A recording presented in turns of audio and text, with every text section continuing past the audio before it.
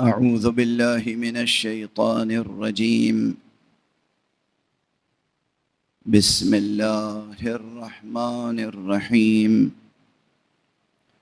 الحمد لله رب العالمين، والصلاة والسلام على أشرف الخلائق أجمعين، سيدنا وسيد الأولين والآخرين، حبيبنا وحبيب إله العالمين، إمام المرسلين وخاتم النبيين، شفيع المذنبين ورحمة للعالمين، أبي القاسم المصطفى محمد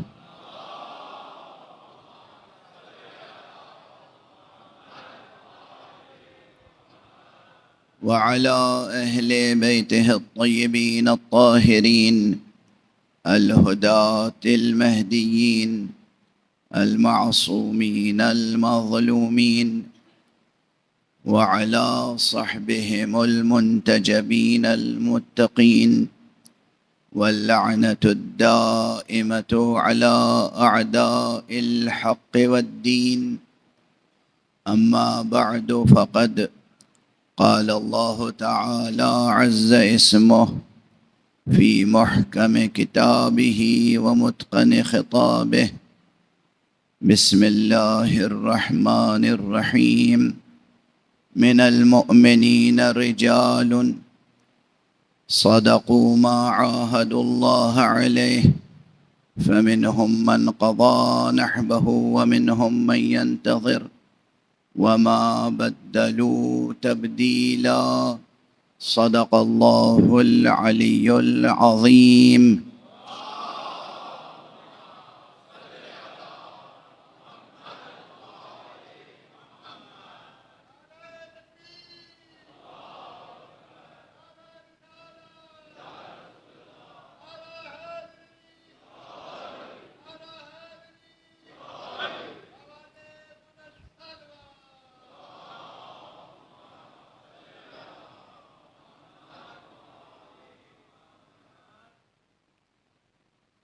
قرآن حکیم میں سورہ مبارکہ احزاب میں ایک عجیب و غریب مقام سخن مشیت ہے.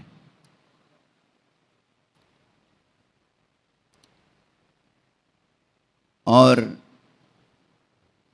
اگرچہ یہ مقام، یہ آیت مشہور و معروف آیتوں میں سے ہے، اکثر علماء اور خطباء اس آیت پر گفتگو کرتے ہوں گے،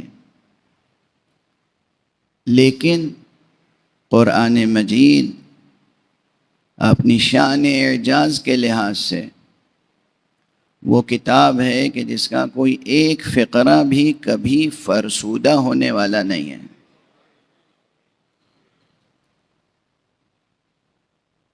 اس سلسلے میں بے اختیار مجھے یاد آ گئی ایک بات، تو ذکر کر کے آگے بڑھوں. یہ گویا ہم جیسوں کے لیے کہہ لیجئے یا ہم ایسوں کے لیے کہہ لیجئے. اب یہ جو زبان کے مزاج شناس ہیں وہ سمجھتے ہیں. ایک موعظہ ہے، ایک نصیحت ہے، ایک عبرت ہے. ایک مرتبہ میں واشنگٹن میں مجلسیں پڑھ رہا تھا، اور ظاہر ہے وہاں طریقہ یہ ہے کہ ایک ویکینڈ مجلسیں ہوئیں، پھر ویک ڈیز میں نہیں ہوئی، پھر دوسری ویکینڈ اور پھر تیسری. تو میں جو مجلسیں پڑھ رہا تھا، میرے بعد کوئی اور بزرگوار، بہت بزرگ شخصیت، چونکہ بات عبرت کی ہے اس لیے نام نہیں لے رہا ہوں، وہ تشریف لائے اور ملاقات ہوئی. میں مجلس پڑھ کے جا رہا تھا، وہ آ رہے تھے مجلس پڑھنے کے لیے.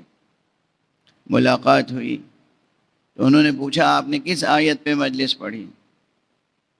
میں نے عرض کیا آیت تطہیر. تو عجیب جملہ کہا انہوں نے جو آج تک اس کی تکلیف مجھے ہے. کہ ارے آپ تو ماشاءاللہ نئے زمانے کے تقاضوں سے واقف ہیں، آپ بھی انہی فرسودہ موضوعات پہ پڑھا کرتے ہیں. یعنی ایسی تکلیف ہوئی مجھے، اور یقین کیجئے کہ اس کے بعد میں نے بہت سی اور مجلسیں ان کی موجودگی میں بھی آیت تطہیر پر پڑھی. ایک صلوات پڑھ دیجئے محمد.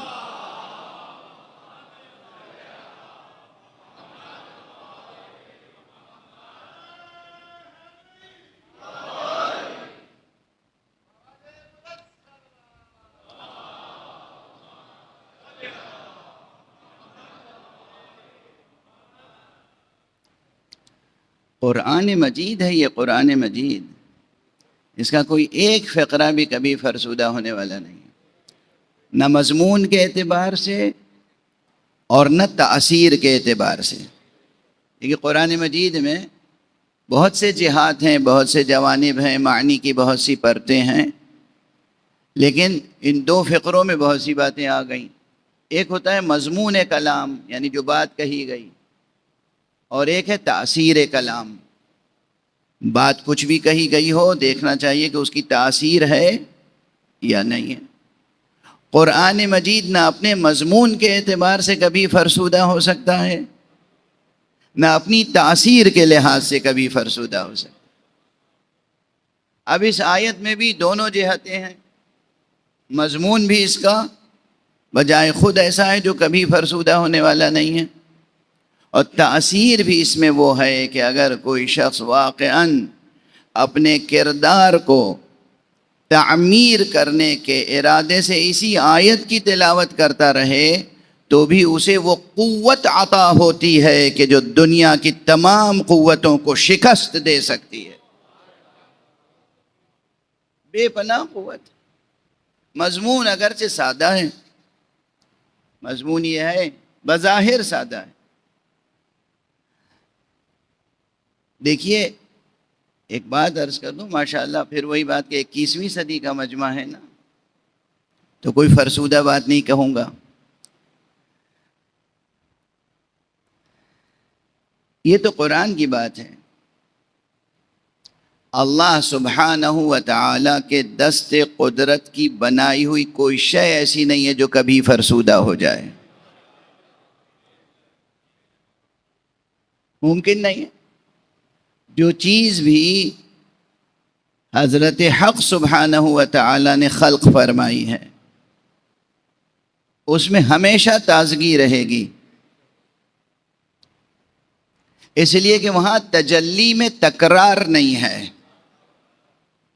ہمیشہ کن فیکون کا جو سلسلہ جاری ہے، ہر کن نیا کن ہے، پرانا کن نہیں ہے.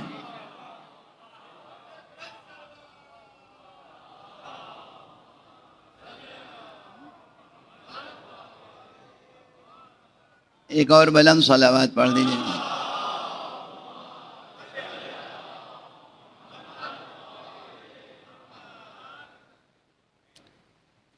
آپ کے شاعر مشرق، شاعر پاکستان، حکیم امت جناب علامہ اقبال کا مشہور شعر ہے،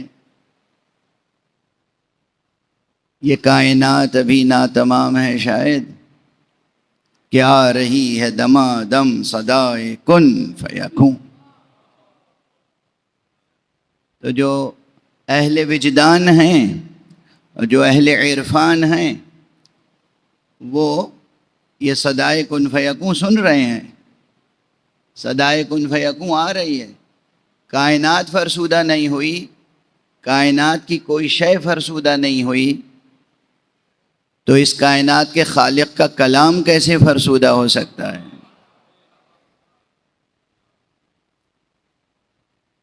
اب یہ آیت جو ہے، کیونکہ دیر تک بنا گفتگو کی یہ نہیں ہے کہ زیادہ دیر تک آپ حضرات سے آج گفتگو کروں، تو مختصراً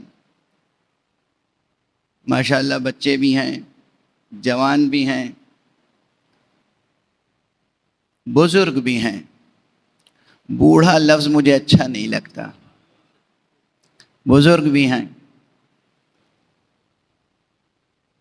اور جو فرش عزائے حسین پر آنے والے بزرگ ہیں، جو فضائے مجلس میں پروان چڑھنے والے بزرگ ہیں، ان میں بزرگواریوں میں اضافہ تو ہوتا ہے، ان پہ بڑھاپا کبھی نہیں آتا، اور کبھی نہیں آنا چاہیے۔ عوارض جسمانی الگ ہیں، بیماریاں الگ ہیں، بڑھاپا پھر کسے کہتے ہیں؟ میں یہ تعبیر اختیار کرتا ہوں کہ بیماریاں اپنی جگہ، جسم کے تقاضے اپنی جگہ، سر کے بال سفید ہو گئے ہو جائیں، سر کے بال سفید ہو جائیں، خون سفید نہ ہونے پائے، جسم کمزور ہو جائے، ارادہ کمزور نہ ہو۔ ایک صلوات پڑھ دیجئے محمد۔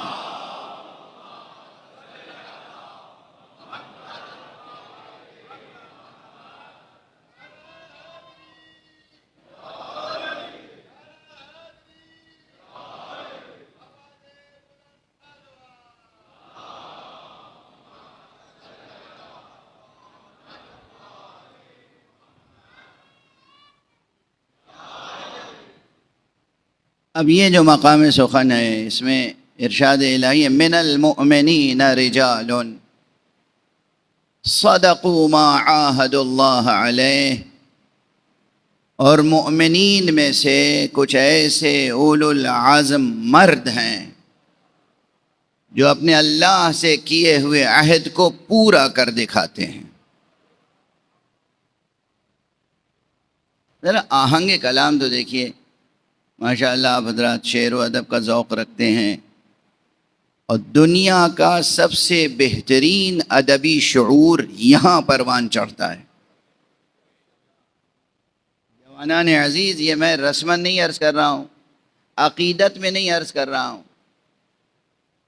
بھئی ہم تو شیعہ ہیں، ہم تو غلامان آل محمد میں ہیں، تو ہمیں اپنی تہذیب اور اپنی ثقافت اور اپنی شاعری اور اپنے ادب کی ہر چیز پسند ہے، یہ الگ ایک بات ہے۔ دوسرے کیا کہتے ہیں جو براہ راست ہماری تہذیب و ثقافت کا حصہ نہیں ہیں؟ تو میں عرض کرنا چاہ رہا ہوں کہ دوسرے ادبی رجحانات جو ہیں وہ سب اپنی جگہ، مگر جو قوت، جو تاثیر اور جو ادبی حسن، ادبی بلاغت، ادبی گہرائی، تخیل کی بلندی یہاں پروان چڑھتی ہے، فضائے مجلس آل محمد میں، وہ کہیں کسی محفل میں نصیب نہیں ہو سکتی۔ اور اس کے ادبی دلائل ہیں میرے پاس، مذہبی دلائل نہیں۔ ادب پر محاکمہ مذہبی نقطہ نظر سے نہیں کیا جاتا، ادب پر ادب کے نقطہ نظر سے محاکمہ ہوگا، کوئی مسئلہ مذہبی ہوگا تو مذہبی محاکمہ ہوگا۔ تو اگر زبان کا ذوق بالیدہ ہے، میں ماشاءاللہ ہمارے بانی مجلس اعضاء نادر عباس صاحب اور طاہر عباس صاحب، یہ دونوں برادران بھی بہت اچھا ادبی ذوق رکھتے ہیں، مجھے معلوم ہے، اندازہ ہے، اور ان کے خاندان میں بھی ادبی ذوق رہا ہے، اور میری دعا ہے کہ ان کی ذریتوں میں بھی انشاءاللہ یہ ذوق پروان چڑھے۔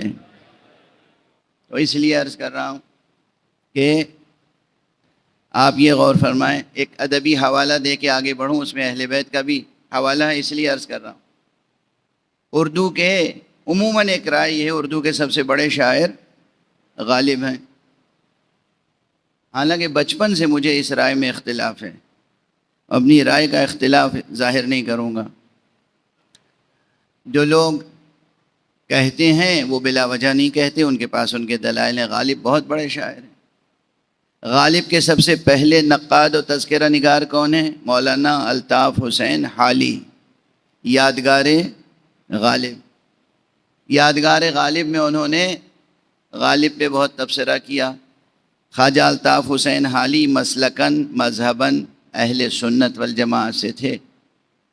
آپ حضرات جا کے پڑھیے گا، مطالعہ کیجیے گا. اسٹوڈنٹس جو ادب کے ہیں وہ دیکھیں گے کہ مولانا الطاف حسین حالی نے بڑی صراحت سے یہ بات کہی کہ غالب کے سرمایہ شاعری میں سب سے بلند اور سب سے مضبوط مقام وہی ہے جہاں وہ آل محمد کی مدح اور رسا کرتے. یہ پڑھ لیجئے گا جا کے رائے. میں نہیں کہہ رہا ہوں ایک شیعہ ہونے کی حیثیت سے. مولانا الطاف حسین حالی کیسے سخت نقاد تھے، بہت سخت نقاد تھے. ان کی یہ رائے ہے کہ غالب کی سب سے مضبوط شاعری، سب سے بلند حصہ ان کی شاعری میں وہ ہے جو مدح و رسائے اہل بیت میں ہے. اس کے کیا معنی؟ خدا کی قسم، جہاں ذکر اہل بیت ہوتا ہے وہاں پستی کو گزر نہیں ہے. یہ ذکر خود بیان کو بلندی عطا کرتا ہے، زبان کو بلندی عطا کرتا ہے، اسلوب کو بلندی عطا کرتا ہے. یہ خود بلندی بھی عطا کرتا ہے، زندگی بھی عطا کرتا ہے، تاثیر بھی عطا کرتا ہے. صلوات پڑھ دیں محمد.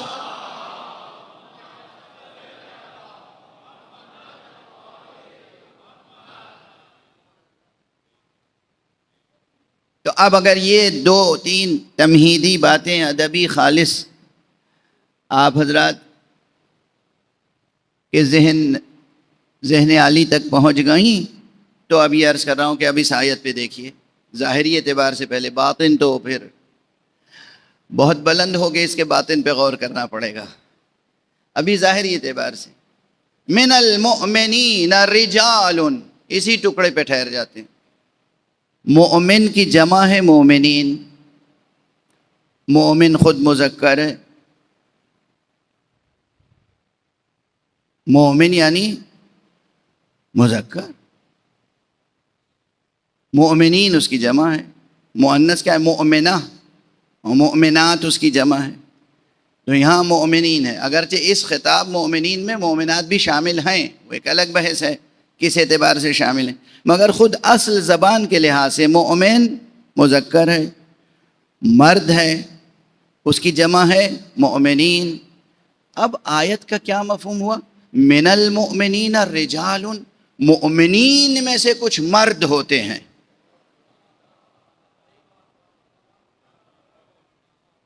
غور فرما رہے ہیں آپ؟ مؤمنین میں سے کچھ مرد ہوتے ہیں. کیا قیامت کا خطاب ہے؟ کس بات کی طرف اشارہ ہے؟ اب صرف مرد ہوتے ہیں کہہ کے گزر جائیں گے تو حق ادا نہیں ہوگا. اس لیے ضروری ہے کہ اس مفہوم کو واضح کرنے کے لیے کہا جائے کہ اور مؤمنین میں سے، جماعت مؤمنین میں سے کچھ ایسے اولو العزم مرد ہوتے ہیں جو اللہ سے کیے ہوئے اپنے عہد کو سچ کر دکھاتے ہیں، پورا کر دکھاتے ہیں. اچھا، یہ مومنین اور رجال، اس کا فرق جو ہے اگر آسانی سے آپ کو فرہنگ اعضاء میں تلاش کرنا ہو تو آپ کے لیے بہت آسان ہے کہ لوگوں کی بھیڑ میں مرد کو کیسے پہچانا جائے.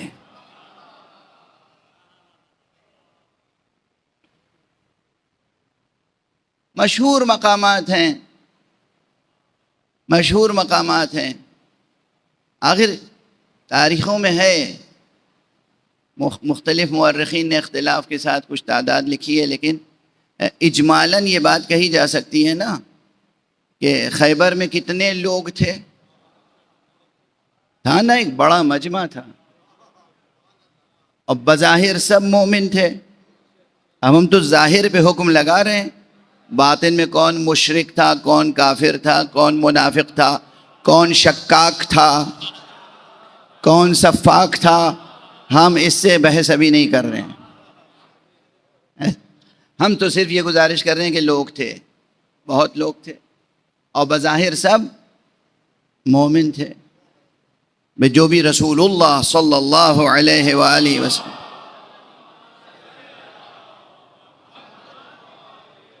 کے ساتھ گیا تھا وہ بظاہر مومن ہی تو تھا.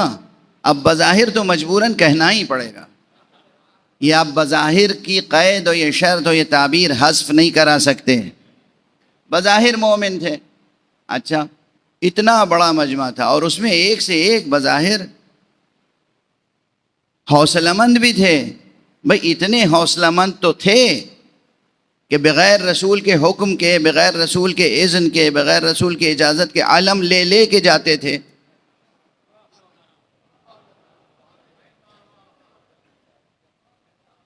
یہ حوصلہ چاہیے نا، اس کے لیے ہمت چاہیے، حوصلہ چاہیے، جرأت چاہیے، جسارت چاہیے. علم لیا اور آگے بڑھے اور واپس آ گئے. آپ سب حضرات یہ سب تاریخ کے یہ سبق تو آپ کو نو کے زبان ہیں، ازبر ہیں، یاد ہیں، بلکہ پلکوں پہ سجے ہوئے منظر ہیں. گئے اور واپس آ گئے، گئے اور واپس آ گئے. سردار فوج کو الزام دے رہے ہیں اور فوج سردار کو الزام دے رہی ہے. انہوں نے کہا فوج ہی واپس آ گئی تو ہم کیا کرتے. فوج کہہ رہی ہے کہ یہ سردار تھے، یہی واپس آ گئے تو ہم کیا کرتے. یہ سب ہوتا رہا اور کئی دنوں تک ہوتا رہا. اب یہ گویا ایک منظر ہے لوگوں کا، ان لوگوں کا جن پہ کلمہ مؤمنین کا اطلاق ہو سکتا ہے ظاہراً. لیکن جب کئی دن گزر گئے اور یہ بات خاطر عاطر حضرت عصمت مآب، رسالت مآب، ختمی مآب صلی اللہ علیہ وآلہ وسلم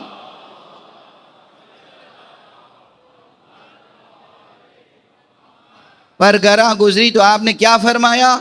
لَأُعْطِيَنَّ الرَّأْيَةَ غَدًا رَجُلًا كَرَّارًا غَيْرَ فَرَّار. کل میں رعیت، کل میں علم اسے دوں گا جو رجل ہوگا.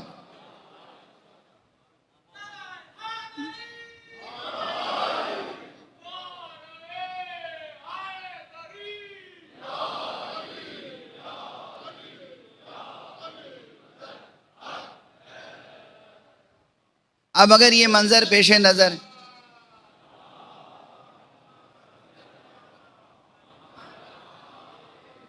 ہم آہنگ طور پر سب مل کے بلند صلوات پڑھنے میں،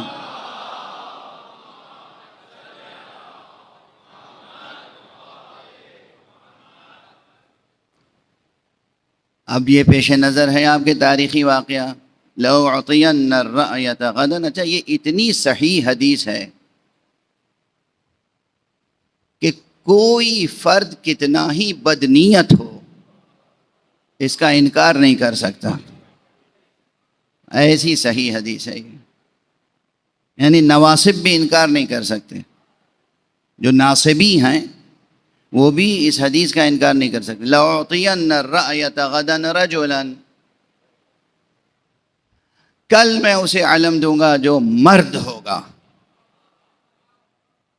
اگر وہاں مرد کے معنی سمجھ میں آ جائیں تو اس آیت میں مرد کے معنی سمجھ میں آ جائیں کہ من المؤمنین الرجال، مؤمنین میں سے کچھ ایسے مرد ہوتے ہیں جو اللہ سے کیے ہوئے اپنے عہد کو سچ کر دکھاتے ہیں، پورا کر دکھاتے ہیں. اب تک تو گفتگو آپ کے ذہنوں کے لیے بہت مانوس تھی نا، بہت مانوس. اب تھوڑی سی نامانوس بھی ہو جائے. ایک صلوات پڑھ دیجئے محمد.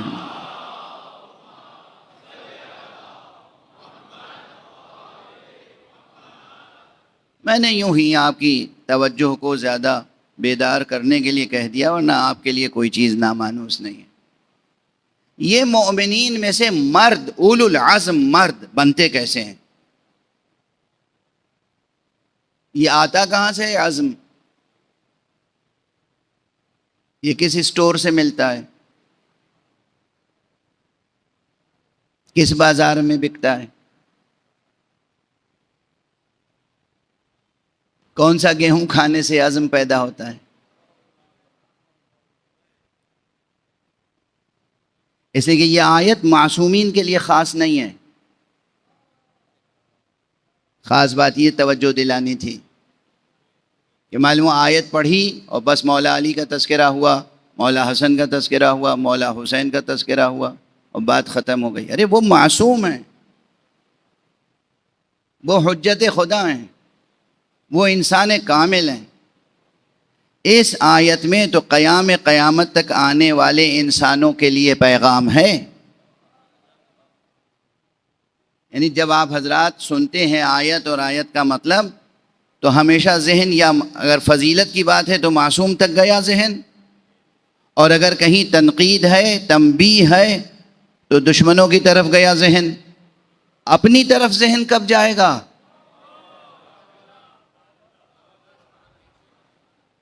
آپ اپنے دل کا چراغ کب روشن کریں گے؟ اپنے ذہن کا فانوس کب روشن ہوگا؟ غور فرما رہے ہیں آپ اور آپ کی ذریت، آپ اور آپ کی نسل، آپ اور آپ کا کنبہ، یعنی جب بھی فضائل کی بات ہوئی تو اہل بیت تک ذہن گیا، اور نقائص کی بات ہوئی تو دشمنوں تک ذہن گیا۔ ہماری تربیت کب ہوگی؟ اور ہماری تربیت میں ہماری نیت اور ہمارا ارادہ اور ہمارا عزم اور ہمارا شعور اور ہمارا ادراک شریک ہوگا براہ راست یا نہیں؟ ہمیشہ فرشتے آ کے آپ کو لوریاں دیں گے اور آپ کے جھولے جھلائیں گے؟ فرشتے آ کر آپ کی تربیت کریں گے؟ فرشتے آ کے آپ کے بچوں کو عزم عطا کر دیں گے؟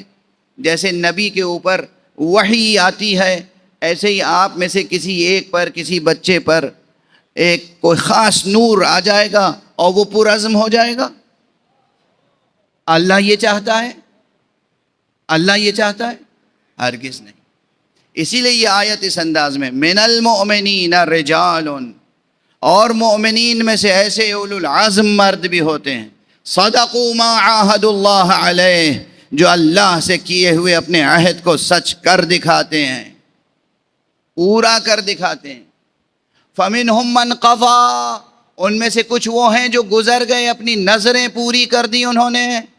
وَمِنْهُمْ مَنْ يَنْتَظِرُ، کچھ وہ ہیں جو ابھی انتظار کر رہے ہیں۔ وَمَا بَدَّلُوا تَبْدِيلًا، اور انہوں نے کوئی تبدیلی نہیں کی، یعنی عہد الست پر قائم ہے۔ کس عہد پر قائم ہے؟ وہ جو روز الست عہد لیا گیا تھا، الست بربکم، کیا میں تمہارا رب نہیں ہوں؟ اس عہد پر قائم ہیں۔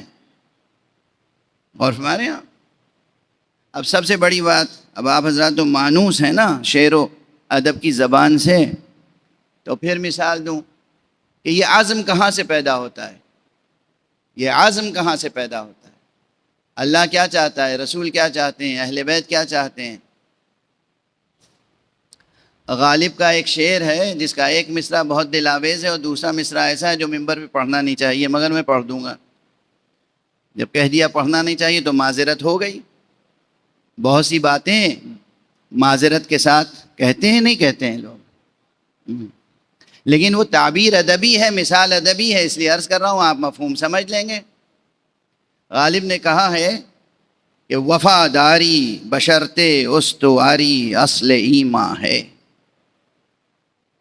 وفاداری بشرط استواری اصل ایمان ہے، مرے بت خانے میں تو کعبے میں گاڑو برہمن کو۔ یہ دوسرا مصرع میں پڑھنا نہیں چاہ رہا تھا، مگر بہرحال ایک ادبی تعبیر ہے۔ شاعر اپنی شوخی کے ساتھ، اپنے مخصوص اسلوب کے ساتھ کچھ کہتا ہے۔ یہ وفاداری جو ہے، وفاداری بشرط استواری، یہ نہیں کہ آج ان سے وفا ہے اور کل ان سے وفا ہے اور پرسوں ان سے وفا ہے۔ یہ وفاداریاں بدلتی رہیں تو اسے وفا نہیں کہتے اصلاً، اسے وفا نہیں کہتے اصلاً۔ وفا یہ ہے کہ ایک کو مان لیا تو مان لیا۔ اب ایک بات عرض کروں، محبت کا مزاج بھی یہی ہے، محبت جس سے ہو گئی ہو گئی، وفاداری جس سے نبھانی ہے نبھانی ہے۔ اب میں فطرت کی زبان میں ایک پیغام دے رہا ہوں، شریعت کی بات بات میں آئے گی۔ گویا محبت کی اور وفا کی اصل حقیقت یہ ہے کہ جس سے ہو گئی وہ اپنے معشوق کے علاوہ کسی اور کو برداشت نہیں کرتی محبت. اپنے معشوق کے علاوہ کسی کو برداشت نہ کرنا فطرت میں ہے. معشوق سے عشق ہی تولا ہے، اور معشوق کے علاوہ کسی کو برداشت نہ کرنا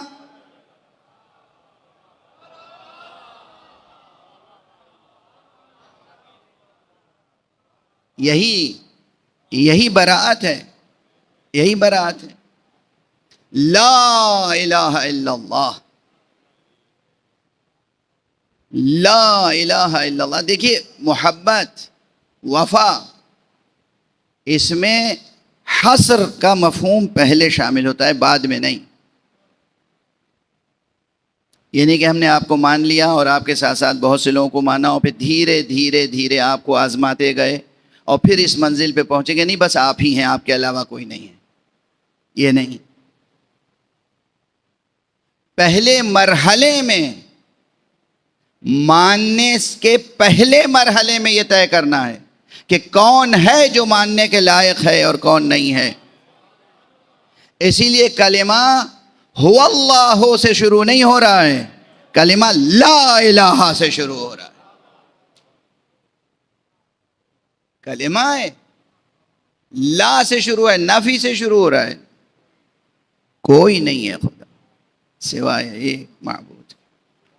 تو بنیاد توحید، بنیاد محبت، بنیاد عشق، بنیاد وفا یہ ہے کہ پہلے شناخت کر لی جائے کون ہے جس پر یہ گوہر جان نثار کیا جا سکتا ہے،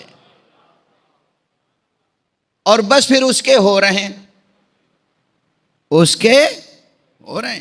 یہ ہے شرط وفا، یہ ہے شرط وفا. اچھا یہ شرط وفا جو ہے یہ اسی لیے فطری حوالے دے رہا ہوں، شرعی حوالے و آیات تو آیت پڑھ دی ہے، اسی آیت کے ضمن میں تو گفتگو ہو رہی ہے کہ یہ وفا، یہ ثبات قدم، یہ عزم، اولو العزمی جسے کہتے ہیں، یہ کہیں کسی بازار سے نہیں ملے گی. یہ تو آپ کو خود پیدا کرنی ہے، یہ آپ کو خود پیدا کرنی ہے. ہاں یہ بات یہاں پہ آپ ذرا اپنی خلاقیت کو ڈسکور کریں پہلے. کیا عرض کر رہا ہوں میں؟ آپ اپنی کریٹیوٹی، اپنی تخلیقی صلاحیت، اپنی خلاقیت کو پہلے ڈسکور کریں، درک کریں، دریافت کریں، پھر اسے پروان چڑھائیں. اللہ سبحانہ و تعالی نے آپ کو بہت سی صلاحیتیں عطا کی، اور خود اپنا لقب کیا رکھا؟ احسن الخالقین. وہ بہترین ہے، وہ بہترین خالق ہے. یعنی اس کے علاوہ بھی خالق ہیں. کس معنی میں خالق ہیں؟ یہ جو اس کے علاوہ خالق ہیں وہ کس معنی میں خالق ہیں؟ ابھی میں معصومین کی بات نہیں کر رہا ہوں، ابھی میں آپ میں سے ہر ایک کے اندر چھپے ہوئے ایک خالق کو بیدار کرنا چاہتا ہوں. آپ میں سے ہر ایک کی تخلیقی صلاحیتیں اللہ نے عطا کی ہیں. اور کس لیے عطا کی ہیں؟ ہم نے اتنی حسین کائنات بنائی، اتنی عظیم کائنات بنائی، تم کو اس کائنات میں سب سے حسین بنایا، سب سے عظیم بنایا. انسان تمہیں ہم نے بے پناہ صلاحیتیں دیں، اور ان صلاحیتوں کو دے کے ہم نے تمہیں فریضہ کیا سونپا، وظیفہ کیا سونپا، طلب کیا کیا تم سے؟ کہ تم اللہ کی خاطر سے حسن عمل تخلیق کرو.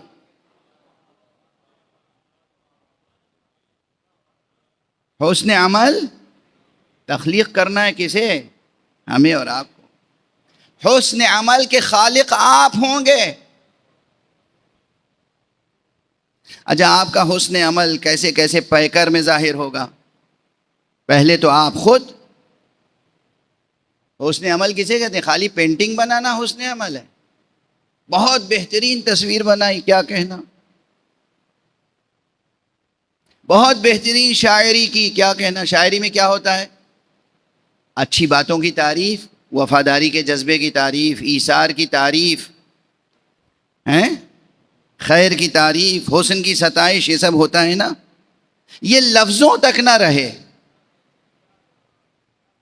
ہمارے نفس کے اندر واقعاً حسن و خیر کی قدردانی پیدا ہو جائے۔ سب سے پہلے اپنے نفس کی تعمیر۔ ہم جہاں جس چیز کو حسین دیکھیں اسے حسین کہیں، اس کو اپریشیٹ کریں، حسد میں مبتلا نہ ہو جائیں۔ معلوم چیز تو بہت اچھی ہے، لیکن چونکہ قمر صاحب کی ہے اس لیے مجھے اچھی نہیں لگ رہی ہے، میری ہوتی تو اچھی لگتی۔ یہ کیا نفسیات ہے؟ ان کے ہاں ہو یا کسی کے ہاں ہو، کائنات میں کسی کے ہاں ہو، اگر اچھا ہے تو ہمیں اسے اچھا بھی کہنا چاہیے، اور اس اچھے سے محبت بھی کرنی چاہیے، اس کی قدردانی بھی کرنی چاہیے۔ اور ہمارے یہ جتنا تاریخ اسلام میں انتشار ہے وہ اسی لیے ہے، اگر حسن بنی ہاشم کے خاندان میں تھا تو بنی امیہ کو اچھا نہیں لگتا تھا، اگر کوئی چاند بنی ہاشم کے خاندان میں تھا تو وہ اچھا نہیں لگتا تھا، کوئی قمر بطحا تھا، کوئی قمر بنی ہاشم تھا، کوئی قمر مکہ تھا، وہ اچھا نہیں لگتا تھا۔ کیوں نہیں اچھا لگتا تھا؟ نفس میں خرابی تھی، نفس کی تربیت۔ اچھے کو اچھا کہیں اور اس سے حسد نہ کریں۔ شاعری کرنے سے پہلے اپنے شعور میں، اپنی ذات میں، ٹھیک ہے؟ تقریر کرنے سے پہلے اپنی ذات میں، اپنے شعور میں۔ واضح ہو رہی ہے بات؟ تو سب سے پہلے جو حسن عمل تخلیق کرنا ہے وہ ہمیں اور آپ کو اپنی ذات کے اندر تخلیق کرنا ہے، بنانا ہے، اپنے نفس کو تعمیر کرنا ہے۔ اس کے بعد پھر حسن عمل کہاں تخلیق ہوگا؟ آپ کی جو شریک حیات بن کے آئے گی یا آئے گا، بیوی شوہر کے کردار کی تعمیر میں تعاون کرے، شوہر بیوی کے کردار کی تعمیر میں تعاون کرے، جو اس میں خوبیاں ہیں اپریشیٹ کرے، قدردانی کرے، تعریف کرے، ستائش کرے، جہاں کمزوری نظر آئے دل سوزی کے ساتھ اس کی تعمیر کرے، دل سوزی کے ساتھ، طنز نہیں، تشنیع نہیں، اٹھتے بیٹھتے تانا دینا نہیں، تم تو ایسی ہو اور تم تو ایسے ہو، تم تو ایسی تھیں اور تم تو ایسے تھے، یہ زبان نہیں۔ جو خوبیاں ہیں اس کی ستائش، جو خامیاں ہیں اس کی دل سوزی کے ساتھ، ہمدردی کے ساتھ، محبت کے ساتھ اسے کم کریں، نقص کو دور کریں، تعمیر کریں۔ تو یہ پہلا مرحلہ ہے اپنی ذات کی تعمیر۔ آدم بنے، ابن آدم بنے، آدمی بنے، انسان بنے، بنت حوا بنے، ایک دوسرے کے ساتھ تعاون، یہ حسن عمل ہے۔ شاعری سے پہلے، خطابت سے پہلے، مقالہ نویسی سے پہلے اپنے نفس کی تعمیر، حسن عمل تخلیق کرنا ہے۔ حسن عمل لفظوں کا نام نہیں ہے۔ اس کے بعد اپنے شریک حیات میں خلق کرنا ہے، تعمیر کرنا ہے۔ پھر اس کے بعد جو آپ کی آغوش میں بچے آئیں گے، ان بچوں کو شروع سے وہ ذہن عطا کرنا ہے، بیٹا جہاں بھی اچھائی نظر آئے اس سے محبت کرنا، حسد نہ کرنا۔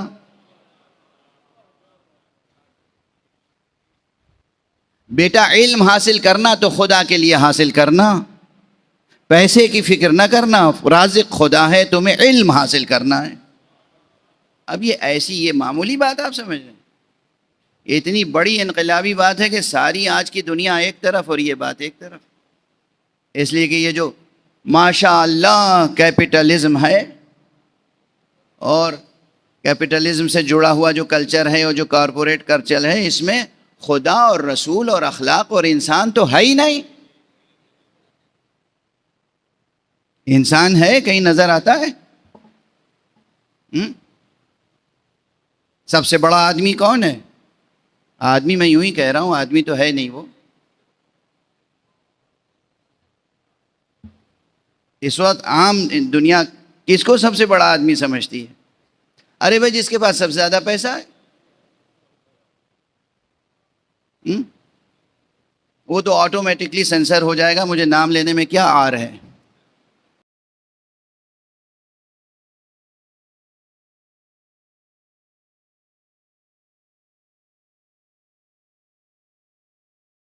آپ نے نام لے لیا، یا اس طرح کے 2 4 5 لوگ یہ سمجھتے ہیں کہ ہم سب سے بڑے آدمی ہیں دنیا میں، اور دنیا بھی سمجھتی ہے سب سے بڑے آدمی ہیں۔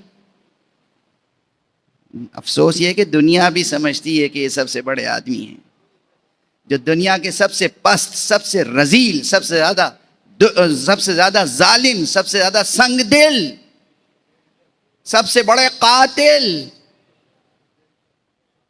انسانیت دشمن، ان کو آپ آدمی سمجھ رہے ہیں، انسان سمجھ رہے ہیں، اور سب سے بڑا سمجھ رہے ہیں، ماشاءاللہ۔ اب میں کہوں کہ آپ بچوں کی تربیت کیجئے اس نقطۂ نظر سے کہ بیٹا علم حاصل کرنا خدا کی خاطر، پیسے کی خاطر نہیں، یہ اتنی بڑی انقلابی فکر ہے اس وقت کہ جو کوئی اون کرنے کے لیے تیار نہیں ہے، کوئی اس فکر کو بائی کرنے کے لیے تیار نہیں ہے، ٹھیک ہے نا؟ ہیں؟ کوئی اس سخن کا خریدار نہیں، کیونکہ ہر گھر میں یہ ہے کہ وہ کورس، وہ اسکول، وہ وہاں بچے کو ایڈمیشن دلایا جائے جہاں یہ آگے بڑھ کے کسی سرمایہ دار کا نوکر بن جائے۔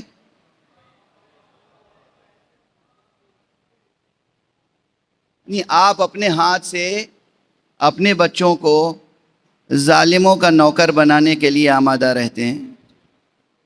ظالم، جابر، سفاک، خونخوار، یہ سب الفاظ چھوٹے پڑ گئے ہیں ان لوگوں کے سامنے۔ یعنی جو کچھ جس رقیق طریقے سے انسانیت کچلی جا رہی ہے، کئی ہزار بچے مارے گئے، کئی ہزار عورتیں ماری گئیں، اور ابھی منظم طریقے سے یہ کام ہو رہا ہے، اور پھر بھی ماشاء اللہ ماشاء اللہ ماشاء اللہ جرأت نہیں ہے کسی میں کہ تنقید کرے، بلکہ موقع تلاش کرتے ہیں کوئی سٹیج مل جائے کہ ہم ان کی تعریف کریں، اور ان تک پہنچ جائے کہ صاحب ہم بھی آپ کی تعریف کرنے والوں میں ہیں۔ اب بتاؤ، اگر میں منبر حسینی سے یہ باتیں نہ کروں تو کہا کروں؟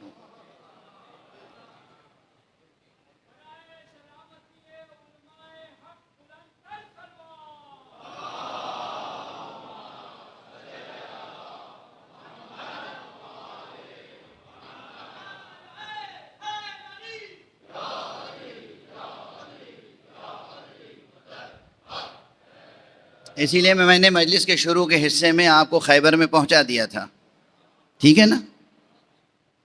یعنی میں اگر آپ وہی سننا چاہتے ہیں تو وہ تو پڑھ سکتا ہوں میں۔ خیبر، خندق، بدر، احد، شب ہجرت، حنین، جتنی جنگیں ہیں آپ کو سنا سکتا ہوں، اور انشاءاللہ میں سناؤں گا تو اپنے اسلوب میں سناؤں گا، وہاں بھی تکرار نہیں ہوگی، مکرر ارشاد نہیں ہوگا، لطف مولا سے۔ لیکن مولا کے صدقے میں یہ باتیں بھی کہنا ضروری ہیں۔ آپ کو اللہ سبحانہ و تعالی نے بہت صلاحیتیں عطا کی ہیں، بے پناہ صلاحیتیں۔ اس روئے زمین پر کوئی فرد ایسا نہیں ہے جس کی حجت اللہ پہ تمام ہو جائے اور جو روز محشر کہہ سکے پروردگار تو نے مجھے یہ نہیں دیا تھا اور وہ نہیں دیا تھا اور وہ نہیں دیا تھا۔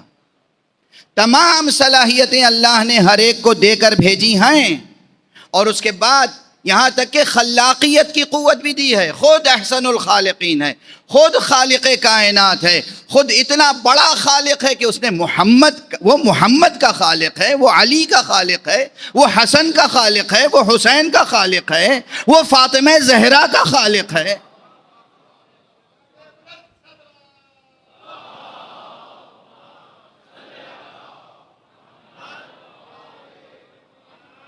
وہ رب ہے، اور رب محمد و علی ہے۔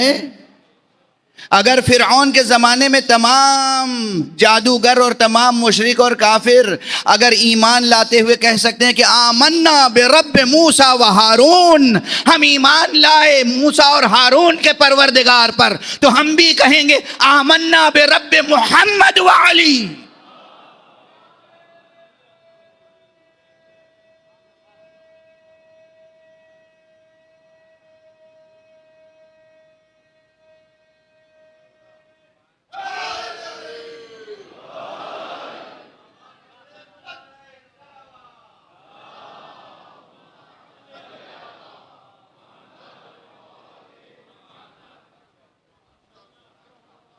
ہم رب محمد و علی پہ ایمان لانے والے ہیں،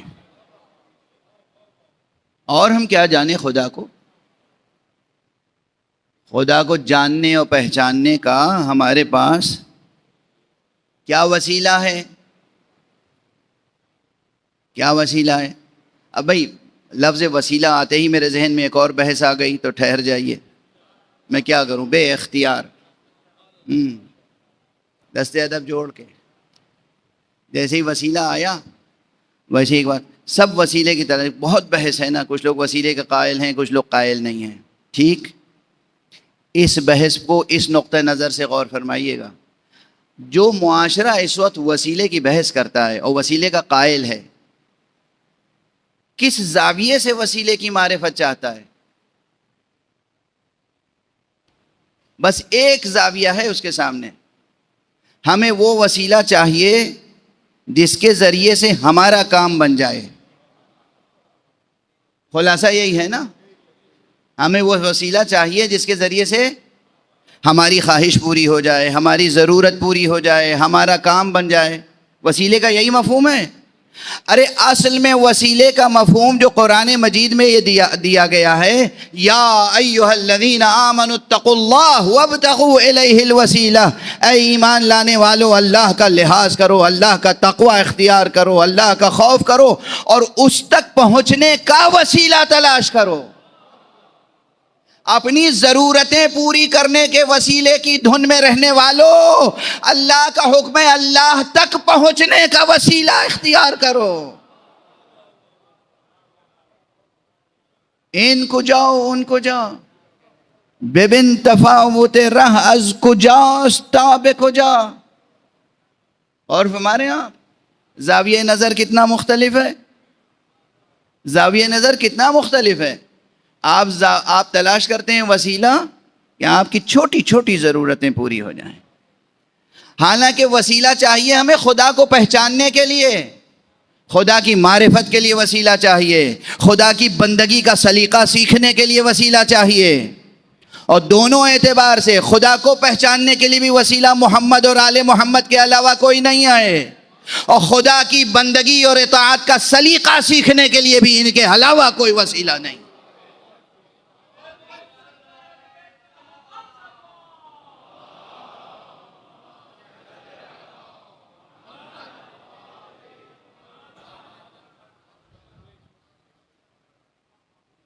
اللہ کی حمد کرنی ہو تو اس سے بڑی اور اس سے بہتر حمد نہیں ہو سکتی۔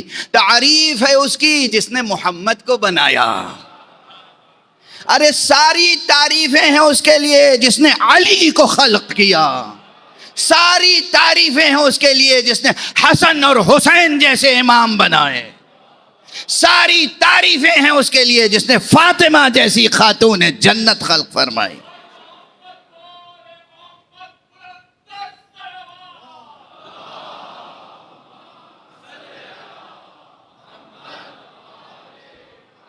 اللہ کی حمد کرنی ہو تو، ستائش کرنی ہو، رب کو پہچاننا ہو تو، ایمان لانا ہو تو، اس سے کامل تر نہیں ہو سکتا جذبہ۔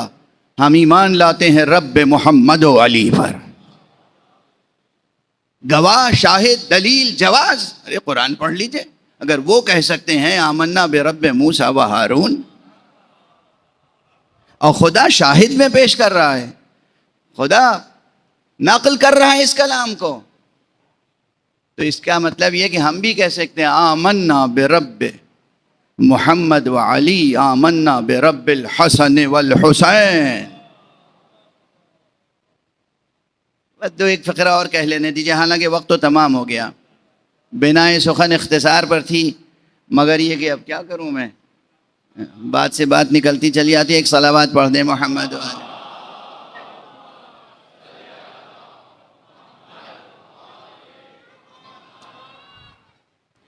یا علی، ماشاء اللہ۔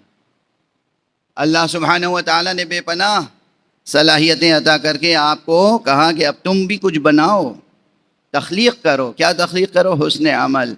یہ حسن عمل کہاں تخلیق ہوگا؟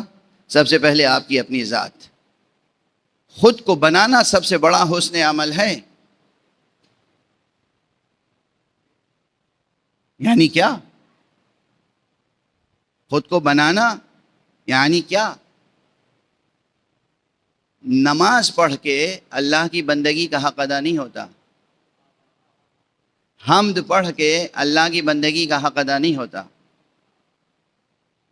ہم اللہ کی مخلوق ہیں، اس کے بندے ہیں، تو ہمارے ذہن میں یہ ہونا چاہیے کہ ہمارے سامنے کوئی آ جائے تو ہم اللہ کی صفتوں میں سے کوئی ایک صفت اپنی ذات کے ذریعے سے ظاہر کر سکیں۔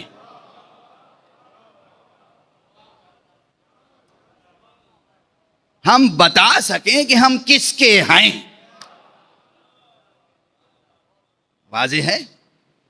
اب اس کی ذرا سی بہت ہی سطحی سی مثال دے دوں، سطحی سی نیگیٹو مثال ہے، بالکل نیگیٹو، بالکل سطحی۔ کوئی گورنر ہاؤس کا نوکر ہو یا پریزیڈنٹ ہاؤس کا نوکر ہو، کیا خم ہوتا ہے گردن میں، نوکروں کی بات کر رہا ہوں میں، اور عموماً خم نوکروں ہی کی گردن میں ہوتا ہے۔ جو سچے آقا ہوتے ہیں ان کی گردنیں تو جھکی ہوتی ہیں، خم ہوتا ہے، اور ان کی عادت ہوتی ہے ایک سطحی سی، ہر بات میں ضرورت ہو یا نہ ضرورت ہو احساس دلائیں گے کسی کو کہ میں کس آفس میں کام کرتا ہوں، میں گورنر ہاؤس میں کام کرتا ہوں، میں گورنر ہاؤس میں کام کرتا ہوں۔ ضرورت ہے کہنے کی یا نہیں ہے، بتانے کی بات ہے یا نہیں ہے، کوئی موقع نہیں چھوڑتے کہ میں گورنر ہاؤس میں کام کرتا ہوں، میں پریزیڈنٹ ہاؤس میں کام کرتا ہوں، میں پرائم منسٹر ہاؤس میں چیف جسٹس کے آفس میں کام کرتا ہوں، اور وہ عجیب عجیب حرکتیں ہوتی ہیں۔ یہ نگیٹو مثال ہے۔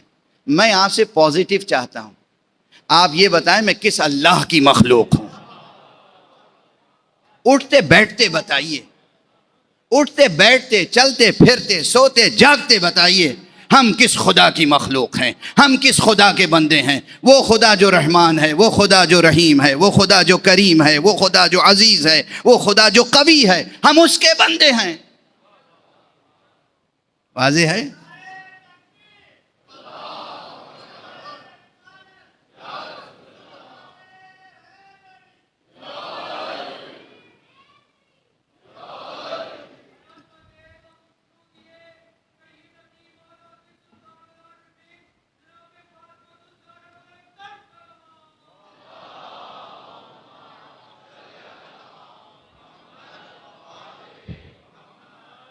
یہ آپ سے ابھی مطالبہ ہے نہیں؟ واضح ہو رہی ہے بات؟ اچھا، یہ زیادہ تر مثبت منفی دونوں پہلوؤں پہ آئے گا۔ کسی نے آپ کے ساتھ کچھ حسن سلوک کیا، آپ اس کا بہترین طریقے سے شکریہ ادا کریں، کیونکہ آپ کے اللہ کے ناموں میں سے ایک نام ہے شکور، وہ بڑھ چڑھ کے شکریہ ادا کرنے والا ہے۔ آپ کے اوپر کسی نے زیادتی کی، آپ اسے معاف کریں یہ سوچ کے کہ اللہ ہے عفو، اللہ ہے غفور، اللہ ہے تواب، اللہ ہے غفار۔ آپ کے سامنے کسی کی برائی آ گئی، آپ کے مشاہدے میں آ گئی، اب آپ اسے تشتزبام نہ کریں، آپ اسے چھپائیں، اس لیے کہ آپ کا اللہ ہے ستار۔ یہ جو شریعت کے احکام ہیں، غیبت حرام ہے۔ غیبت حرام ہے کہ کیا معنی ہے؟ غیبت حرام ہے، اس حکم کی پابندی کرو گے تو تمہارے اندر وہ صفت پیدا ہوگی جو اللہ کی صفت ہے ستاری کی، وہ چھپانے والا ہے۔ یہ سوچ لو ذرا اپنے گریبان میں ہاتھ ڈال کے کہ تمہارے کتنے گناہ ہیں، کتنی خطائیں ہیں، کتنی کمزوریاں ہیں، کتنے عیوب ہیں، کتنے نقائص ہیں، اور کس طرح اللہ نے چھپا رکھا ہے۔ کیسے اللہ نے تمہیں معزز و مکرم و مشرف بنا کے معاشرے میں آبرو عطا کی ہے، سرفرازی عطا کی ہے۔ وہ اللہ جو تمہارے لاکھوں گناہوں کو چھپاتا ہے، تم اللہ کی یہ صفت اپنے اندر پیدا کرو۔ واضح ہو رہی ہے بات؟ تو سب سے پہلے اپنے نفس کو ایسے بنانا ہے کہ حسن عمل خلق کرنے کی مثال قائم ہو جائے۔ اس کے بعد دوسرا مرحلہ میں نے کیا عرض کیا؟ شریک حیات۔ یہ نہیں کہ شادی ہوئی تو ساری توقع، خاتون کی ساری توقع مرد سے ہے کہ یہ میری قدردانی کرے گا اور میں جتنا ناز کروں کم ہے۔ نہیں، وہ آپ کی قدردانی کرے، آپ اس کی قدردانی کریں۔ اسی طرح مرد کو یہ نہیں ہے کہ میں جتنا ناز کرنا چاہوں کروں، ساری قدردانی اسی کو کرنی چاہیے، بیوی نہ ہوئی کنیز ہو گئی۔ کنیز نہیں ہے، لونڈی نہیں ہے، آپ کی زرخرید غلام نہیں ہے۔ تو آپ اس کے ساتھ اس کے اندر بھی حسن عمل تخلیق کریں، اپنے اندر بھی حسن عمل تخلیق کریں۔ تیسرا مرحلہ جو آپ کی آغوش میں بچے آ رہے ہیں ان میں حسن عمل تخلیق کریں، اور جب اس طرح حسن عمل تخلیق کرنے کا سلسلہ قائم ہوگا تو پھر سوچئے معاشرے میں جیسوں کی جگہ کہاں رہ جائے گی۔ صلوات پڑھ دیجئے محمد والے۔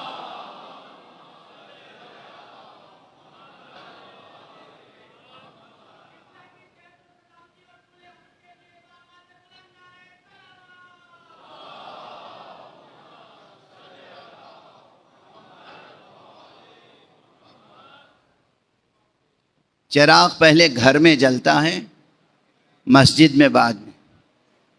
پرانی مسئلہ ہے نا، مسجد میں بھی بعد میں۔ کیوں بعد میں؟ مسجد آپ کے چراغ جلانے کی محتاج نہیں ہے۔ مسجد کا نور تو خدا داد نور ہے۔ پہلے آپ اپنے گھر میں چراغ جلائیں، یعنی پہلے آپ اپنے خانہ قلب میں چراغ جلائیں، پھر اپنے شریک حیات، پھر بچے۔ اچھا، جب یہ سلسلہ ہوگا تو پھر ان تمام خوبیوں میں جو آپ اپنے نفس میں پیدا کریں گے، اس میں ایک چیز اور ہے، بچوں سے بھی کہیں، خود بھی اپنے نفس سے کہیں، جس سے وعدہ کرو پورا کرنا۔ وعدہ کرنا تو پورا کرنا، پورا نہ کر سکو تو وعدہ نہ کرنا۔ جب یہ کردار بنے گا تو پھر وہ شعور پیدا ہوگا کہ عہد وفا نبھانا کسے کہتے ہیں۔ اور جب اندر سے نیت مضبوط ہوگی، اخلاص پیدا ہوگا، یہ اخلاص کی قوت ہے جو انسان کو عام مومنین سے نکال کے ایک اولو العزم مرد بناتا ہے۔ یہ کون سی قوت ہے؟ قوت اخلاص۔ قوت اخلاص، خدا کے ساتھ اخلاص۔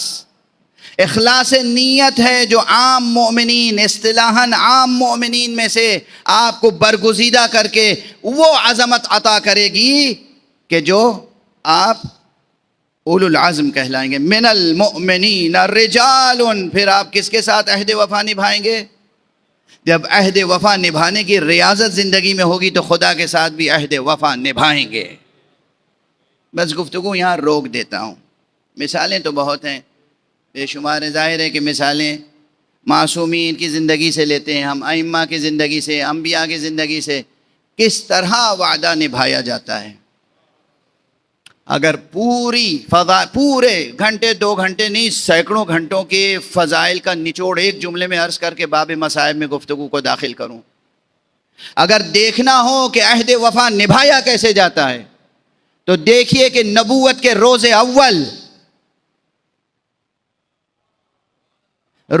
اول بعثت، جب مقام ختم نبوت کی بعثت ہوئی، جب محمد مصطفیٰ صلی اللہ علیہ وآلہ وسلم مبعوث ہوئے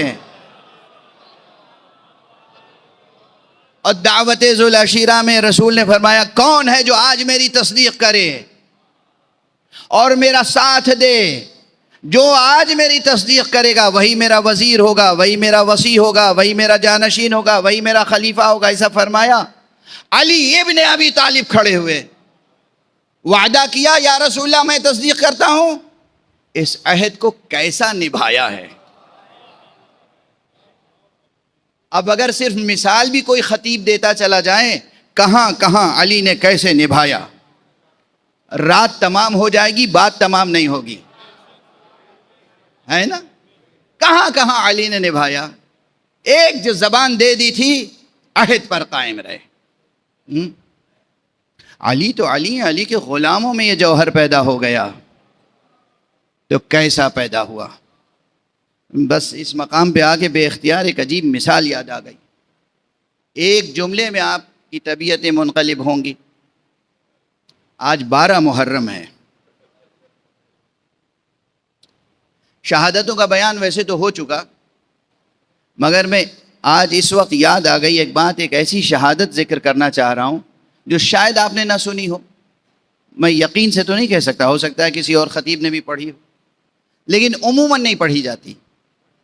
عموماً یعنی جسے کہتے ہیں کہ عموماً نہیں پڑھی جاتی، اور خود میں نے آج تک نہیں پڑھی ہے، آج پہلی بار پڑھ رہا ہوں یہاں پر. کربلا میں حضرت سید الشہداء کی شہادت کے بعد بھی کچھ شہادتیں ہوئی ہیں. کچھ تو بچوں کی شہادتیں ہوئی، لیکن کچھ بڑوں کی شہادتیں بھی ہوئی ہیں، ایک سے زائد. اب میں تیزی سے حوالہ دے کے آگے بڑھ جاؤں، آپ کی آنکھیں خود آنسو برسائیں گی. کربلا میں ایک شہید ایسا بھی تھا، خود کربلا میں پہلے سے موجود تھا، میدان جنگ میں گیا، خوب داد شجاعت دی، خوب زخمی ہوا اور زمین کربلا پہ گرا تو اس کے اوپر اور کچھ لاشیں گریں، ان لاشوں کے نیچے دب کے رہ گیا، لیکن رمق جان باقی تھی، سانس آ رہی تھی. لوگوں نے سمجھا کہ یہ شہید ہو چکا ہے، جاں بحق ہو گیا. دشمنوں نے یہ سمجھا. مقصود یہ نہیں ہے، میں اس کے بعد ایک تذکرہ کروں گا. ایک دم سے جب کربلا میں آواز بلند ہوئی، الا قد قتل الحسین،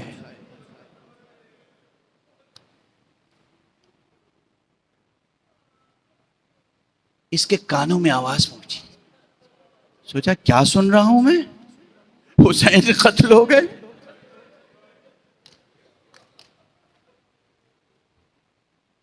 دوبارہ اپنے اوپر جو لاشیں تھیں انہیں ہٹایا، اٹھا، ادھر دیکھا ادھر دیکھا، آواز گونج رہی ہے، الا قد قتل الحسین، الا قد قتل الحسین. رہا نہ گیا، اٹھا. اب قریب میں ایک ٹوٹی ہوئی تلوار پڑی تھی، ٹوٹی ہوئی تلوار لے کر پھر دشمنوں پہ ٹوٹ پڑا. ابھی میں زندہ ہوں، تم یہ کیسے کہہ سکتے ہو حسین قتل ہو گئے. خوب پھر جہاد کیا اور شہید ہوا. تو ترتیب میں بہرحال یہ آقا امام حسین کے بعد شہید ہوا ہے کربلا میں. ایک اور مثال عرض کر دوں. دیکھیے یہ مثالیں کیوں عرض کر رہا ہوں، دست ادب جوڑ کے عرض کر رہا ہوں. کربلا کے شہیدوں کا کوئی مقابلہ نہ کر سکا ہے، نہ کر سکتا ہے، نہ کر سکے گا.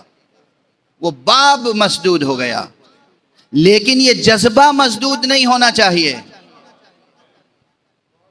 آج بھی اور آج سے لے کر قیامت تک بھی جو آقا حسین کی محبت میں جان دے گا انشاءاللہ آقا کے انصار میں شمار ہوگا. اس لیے یہ جذبہ بیدار رہنا چاہیے. ایک شخص ہے جس کا نام ہے حفحاف ابن محند راسبی ازدی بصری. بڑا کردار ہے یہ، چھوٹا کردار نہیں ہے. مولا امیر المومنین کے اصحاب میں سے ہے، مولا حسن کے اصحاب میں سے ہے، مولا حسین کے اصحاب میں سے. مولا امیر المومنین نے اس کے لیے ایک خاص علم بنا کر اسے دیا تھا اور اپنی فوج کے ایک حصے کا اسے سربراہ بنایا تھا جنگ صفین میں. عاشقان علی میں سے ہے، قبیلہ ازد بصرے کا رہنے والا حفحاف راسبی. جب اسے معلوم ہوا کہ آقا حسین کربلا پہنچ گئے ہیں تو یہ بصرے سے نکلا. دیر میں اطلاع ملی، دیر میں کربلا پہنچا.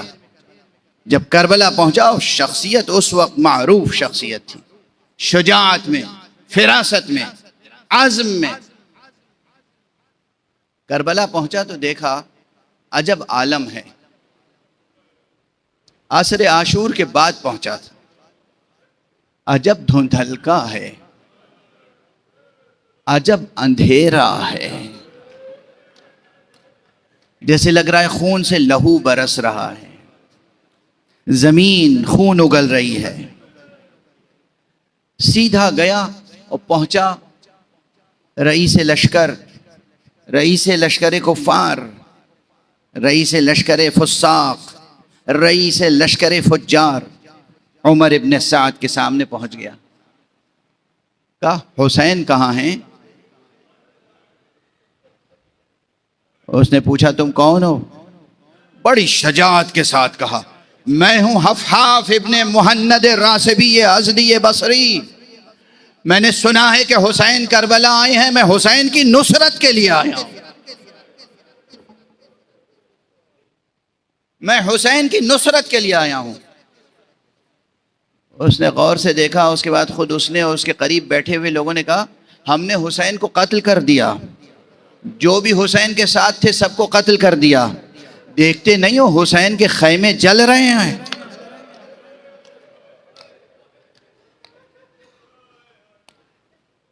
اتنا سننا تھا۔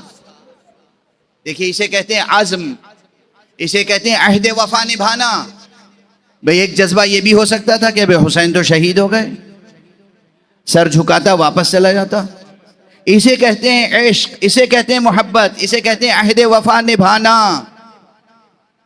اللہ سے کی ہوئی نذر کو پورا کرنا۔ جب حسین ہی نہیں رہ گئے تو اب ہم رہ کے کیا کریں گے؟